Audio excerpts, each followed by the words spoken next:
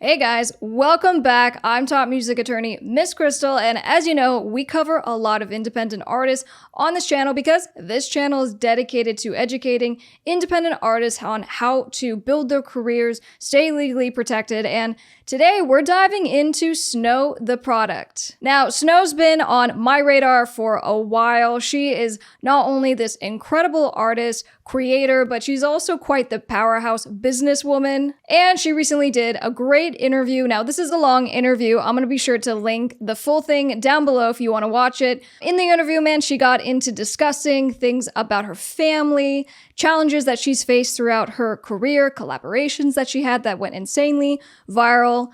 But for purposes of today's video, I'm going to hyper-focus on when she discussed being signed to a major label, when she decided to go independent. It's fantastic stuff. So with that being said, let's go. Hi guys, I'm top music attorney Miss Krystle. I'm an entertainment attorney, public speaker, and creator of the Top Music Attorney School for artists and record labels. I'm the owner of Dukes Up Records, and most importantly, I'm an independent artist.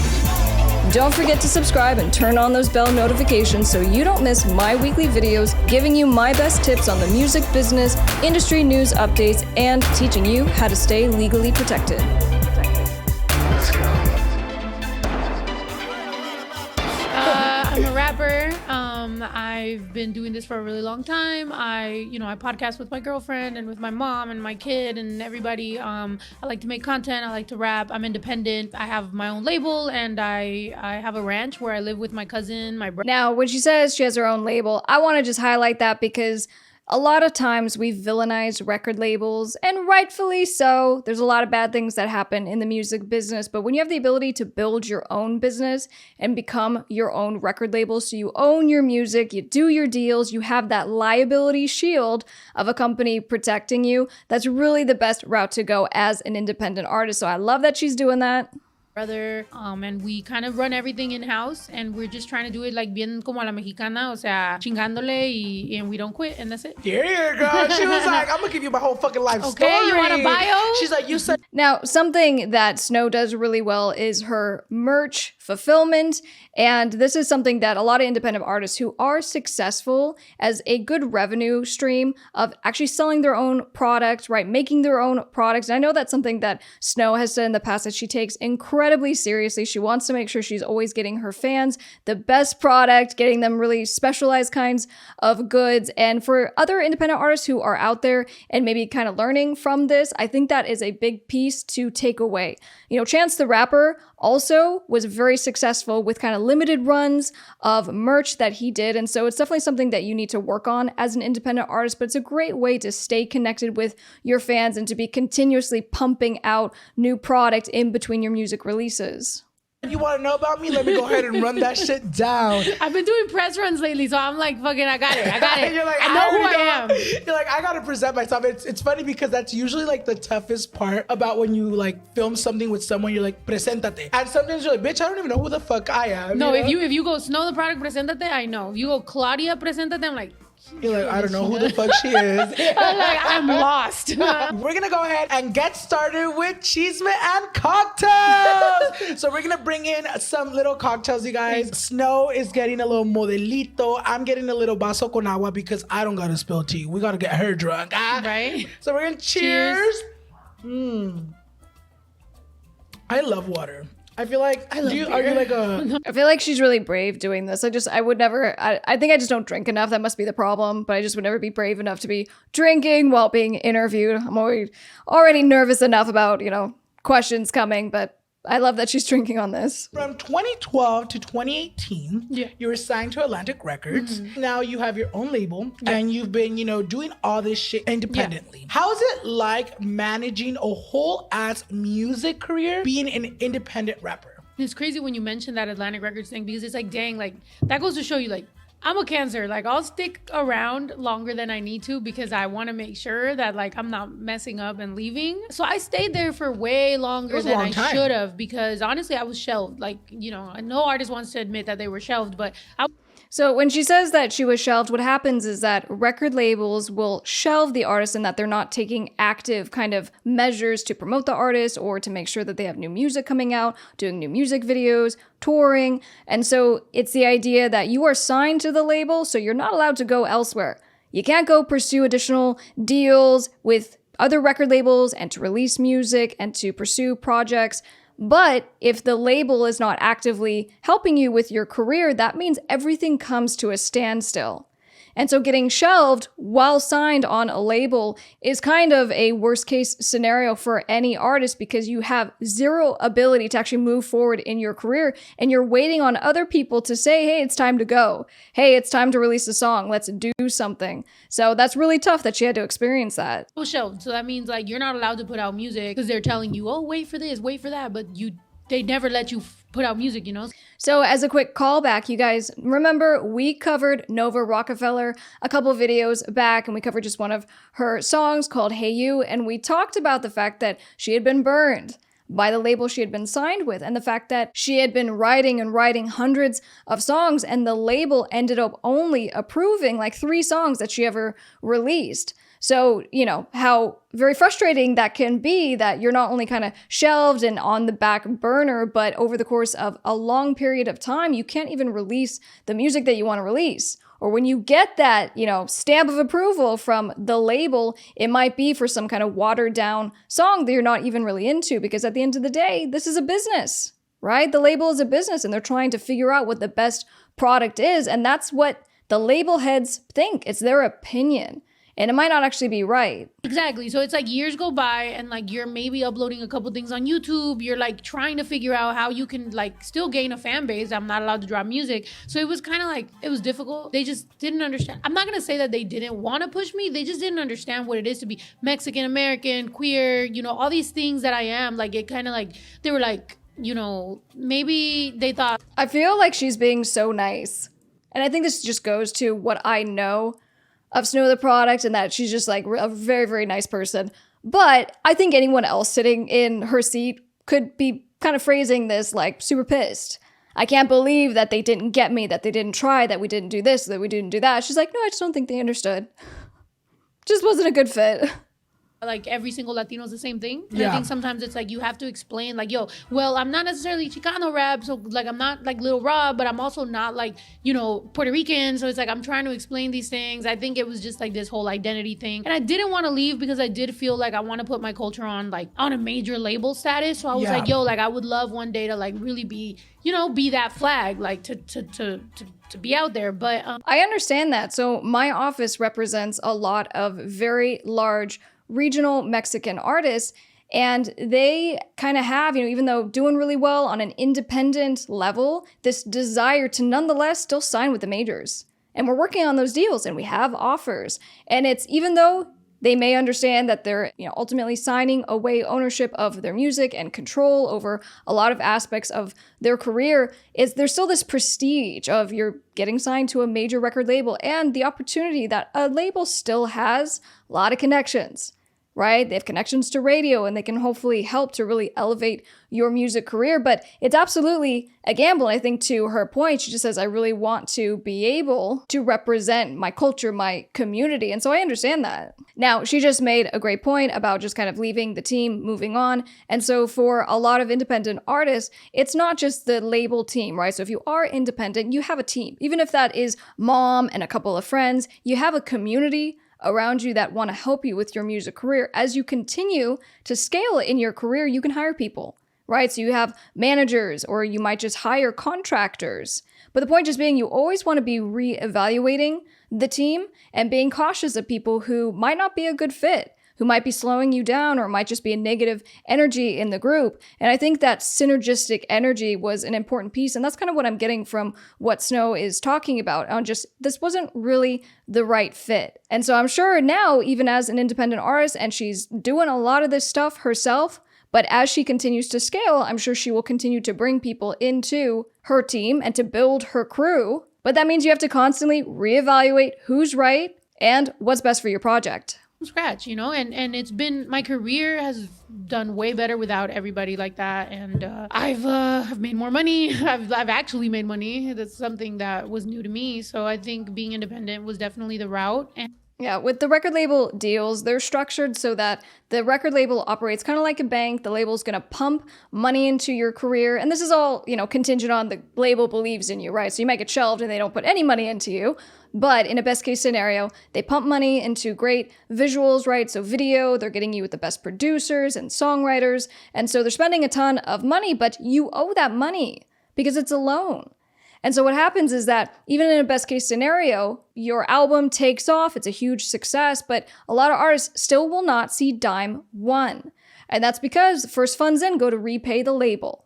And the small share, right, that little 18% that a typical artist is going to be receiving from their music revenue, they're not going to see that until all those advances and expenses are paid back.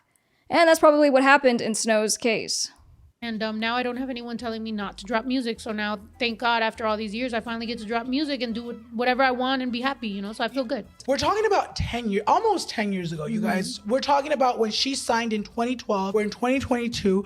I feel like who Snow is was so ahead of your time. Porque ahora you see everybody trying to be a Snow. You know what I mean? Yeah. And I feel like you were that one person, that one rap. Later on in the interviews, they get into kind of discussing, you know, when you get called out and cancel culture. And Snow makes this great point. She just says, you know, I kind of have to just laugh at it because you're calling me out for stuff that I said a decade ago and what happened to human error and human growth, right? The opportunity to change. And like, I'm not that person from a decade ago. So we're not going to be able to get to that in this video. So I just wanted to mention because I thought it was a great point. I definitely agree that we should all be reevaluating. We all need to have an opportunity to grow and to change. And I think that is one of the most beautiful things about, you know, our generation and the next generation is that we're all trying to be a little more conscientious and we're all trying to learn from each other so we can make mistakes and we can grow from it. Those major labels or just people were being like, oh no, es mucho, es mucho, es mucho. Yeah. Pero ahora it's like, queremos mucho, mucho. You know what I mean? Yeah, like now you see more artists like, you know, the Mexican flag and all this stuff. And it's like, it's cool. Like, I love that. Like, to me, that was all I wanted.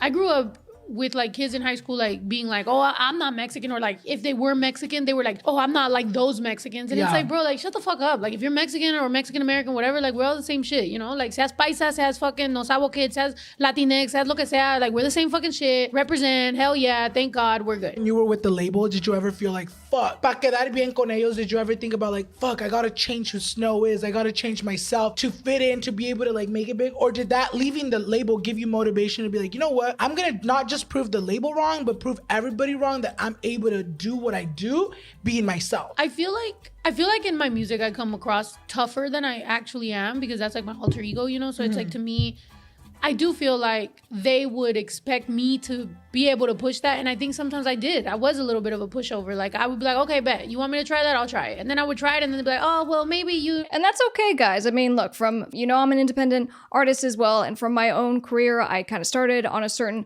trajectory with my music career. And I ended up trying different things because people would make suggestions. Try this, you know, this is going to help to elevate your career, get you more mainstream, and then finding what didn't work.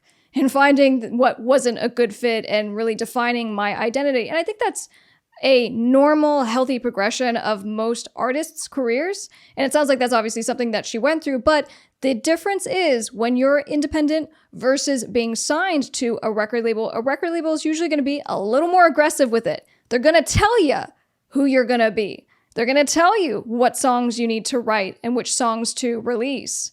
And so that's why I always go back to, you know, we don't need to villainize record labels and record label deals, but you need to understand what you're getting into when you decide to sign those contracts. And guys, the goal of a record label is to mold you into this product that will sell. So ultimately, the label has the same objective of making you a big star, but what can happen is that the label ends up molding you into something you don't want to be, or a watered down version of yourself. And that's where a big gripe from artists comes from when it comes to working with labels and kind of becoming this brand and this identity that the artist never wanted to be. Just like this like tug of war that was like when I finally was like, you know what? Actually, finally, I'm going to say no. I don't like that. Like, let's do this, let's do that.